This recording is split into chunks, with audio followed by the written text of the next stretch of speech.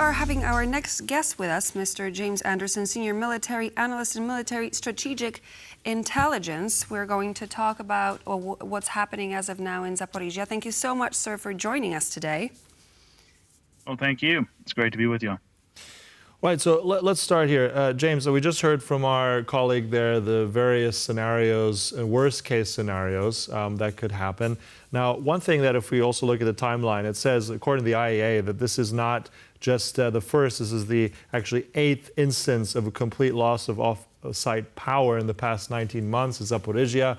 And then it's basically down to the diesel engines and generators. I mean, that doesn't sound like a good safety net. How much of a risk do you assess this as something really going badly in the next weeks or months? Well, I think it's a very high risk. And I would point to precedent that during the first year of the war, there was difficulties at some of the different nuclear plants in the area. Chernobyl is an example of that. I'd say that probably more importantly, one of the Russian tactics, techniques, and procedures (TTPs) here recently has been to try to target the power infrastructure, the power grids, which of course are vital for items such as cooling of these definitely nuclear sites, and also just some of the energy resources in Ukraine. And I would also say that there's also been the possibility that some type of activity at one of these many nuclear power plants could be a TTP that the Russians might use, either if they feel like their escalation of the war is not going far enough, or if they feel like it's still a situation where they're in a stalemate with the Ukrainian forces, particularly if there's any type of Western aid that's provided, and feel like that is just a pardon the pun, but it's a nuclear option that they would have to go to try to degrade the Ukraine, the country, and also the Ukrainian forces and the population. Do you think that Russia is too far gone in terms of the games that they're playing, in terms of the war that they waged against Ukraine, to actually understand that playing with the nuclear energy, it could potentially put the whole region, not only that region of Ukraine, but potentially the whole region of Europe? I mean, we heard from our colleague Ben that the contamination would there wouldn't be an explosion, so to speak, but there could be potential contamination, and we know the groundwater could be affected, people around would be affected. We don't really know what could happen. So do you think that Russia is really pushing for the dangerous option here? I think that would be an option they would not look at as a first priority, but maybe something of a last-ditch attempt. Now, let's keep in mind that obviously we had the incident when Ukraine belonged to the former Soviet Union of Chernobyl in the 1980s, and how that was, just caused a lot of destruction in the 80s and 90s, particularly in that area of Russia and Europe. I would even, sorry to interrupt you, but I would say that even today, when we're looking at, for example, the children of the people who went through this disaster, we can see, for example, thyroid conditions. So there are other generations, and there are, repercussions way into modern times. Well, that was going to be my next point, that, it's generational. It not only affected the local area and Asia and Europe and Russia as a whole, and Ukraine in the 80s and 90s before the turn of the century, but has also had devastating effects generationally.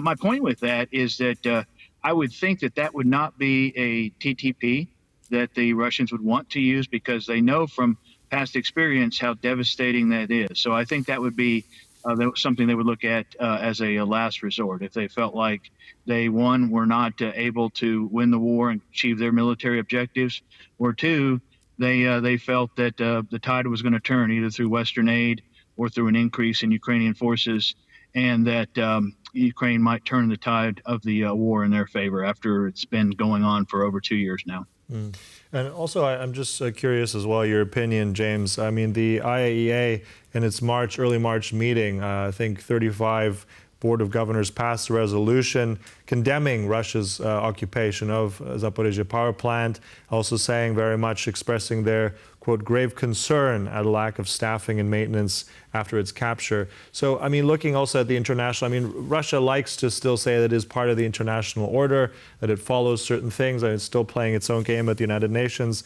Will this have any impact on Russian policy with this? Do you see them at all adhering to this potential motion? I think that it's definitely a consideration that they would take into fact that they would take into consideration.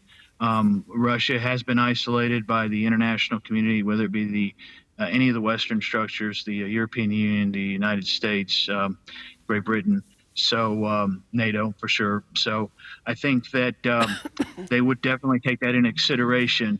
However, I think that Russia has been isolated for such a long time to even go before the 2022 invasion of Ukraine, and actually it really began with the 2014 annexation of Crimea during the Obama administration in 2014. So I think that if it comes down to it, they definitely would take that aspect into consideration. But I think also the Russian mindset is that they are willing to go and work in an isolationist capacity if necessary. I think I have a final question for this interview here, and it's more of a practical one. As we're looking at the radiation levels, what kind of background radiation levels are we looking at? Is it still safe to be around the people who are around in the Zaporizhzhia area? Has there been any significant distraction, or is there anything happening in the area? Well, my research and analysis, I think the levels are okay right now. I don't think we're looking at another Chernobyl meltdown situation. But I will say that I would say that it's a precautionary situation where that situation could change at any moment. Again, as I had pointed out earlier, the Russians definitely have the option to use the nuclear power plants and nuclear fallout and a nuclear meltdown similar to we saw with Chernobyl to their military capacity. And that would really fall outside of military operations, as that would affect not only the Ukrainian forces, but it also affect the civilian population.